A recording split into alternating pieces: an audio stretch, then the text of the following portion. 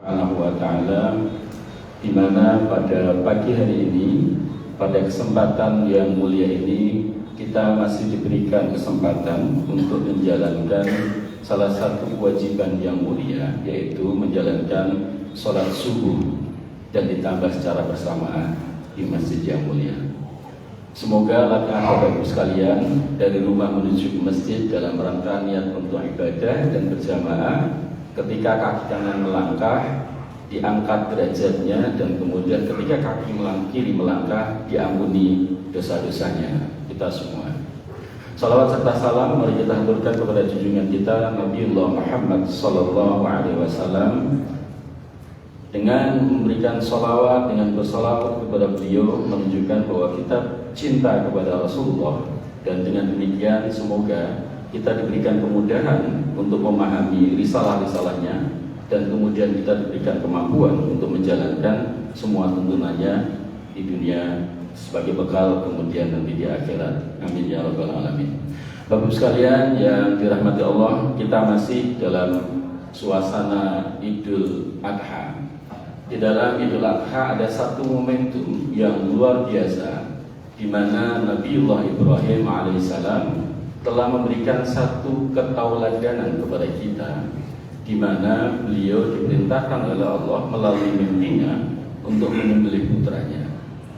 Dengan keimanan dan keteguhan hati serta keyakinan yang mendalam dari Nabiullah Ibrahim, beliau menjalankan perintahnya Allah dengan ikhlas, tulus, dan tanpa berkata dan menolaknya, sehingga kemudian pada akhirnya betul bahwa Nabiullah Ibrahim alaihissalam menyembelih satu-satunya putranya, menyembelih salah satu putranya yang digadang-gadang ketika dulu sebelum punya putra akan menyembelihnya, dan betul beliau melakukan itu dengan penuh keikhlasan.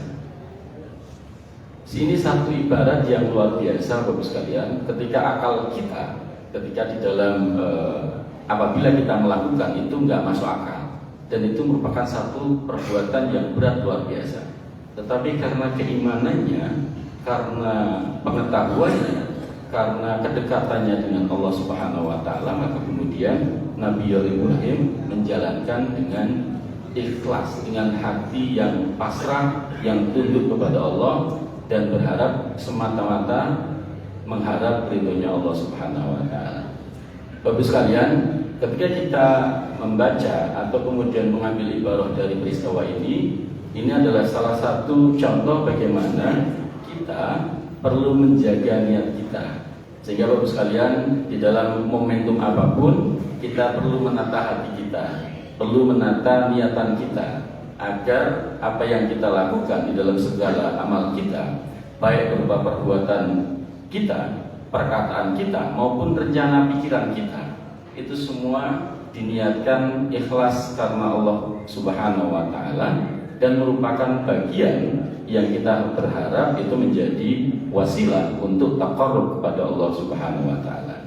Bapak sekalian yang dirahmati Allah Subhanahu wa ta'ala, jika orang melakukan sebuah perbuatan yang baik karena didasari rasa iman, kemudian karena ada ilmu, dan kemudian didasari rasa hati yang ikhlas, maka kemudian ini akan mendapatkan balasan dari Allah Subhanahu wa ta'ala yang sempurna. Bisa kita lihat dalam satu contoh, dikarenakan kita bersyukur kepada Allah Subhanahu wa ta'ala memiliki kelebihan rezeki.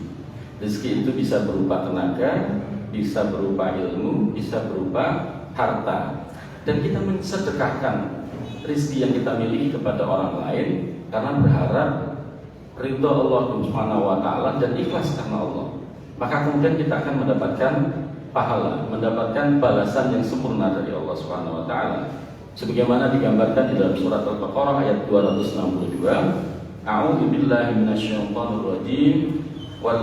Alladzina yunfiquna amwalahum fi sabilillahi tsumma la yatbi'una ma anfaqu mannan wala adza lahum ajruhum 'inda rabbihim wala khaufun 'alaihim wala hum yahzanun.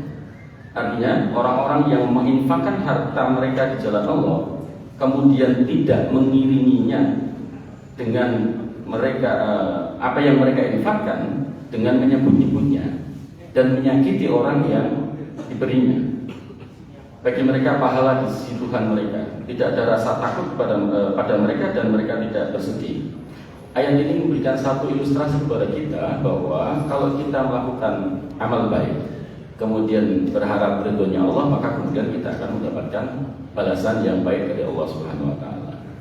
Contoh yang lain di dalam hal kalau kita melakukan sebuah amal soleh, tetapi kemudian kita berharap pujian dari manusia atau berharap agar kita dipandang sebagai orang yang baik semata-mata karena ingin dilihat oleh manusia, maka kemudian amal baik itu menjadi rusak karena niatan kita yang bukan karena Allah Subhanahu wa taala. Contoh yang sama adalah di dalam sedekah. Jadi kalau